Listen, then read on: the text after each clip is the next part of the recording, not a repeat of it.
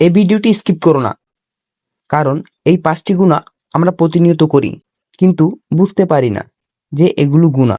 চলুন জেনে নিই সেই 5টি গুনাহ যেগুলো আমরা অজান্তেই করি। নাম্বার 1, গীবত, পেছনে কথা বলা। কারো অনুপস্থিতিতে তার দোষ বলা, সত্য হলেও এটা গুনাহ। নাম্বার 2, চোখের গুনাহ, হারাম দিকে তাকানো। মোবাইল, রিলস, ছবি এক নজরও গুনাহ হয়ে যায়।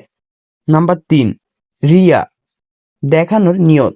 ইবাদত আল্লাহর জন্য, কিন্তু মনে মনে মানুষের প্রশংসা চাইলে গুনাহ।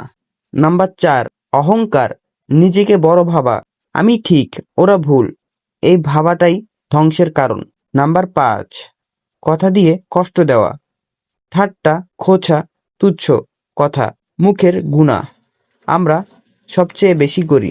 এই গুনাহগুলো ছোট মনে হয়, কিন্তু ওজন খুবই ভারী।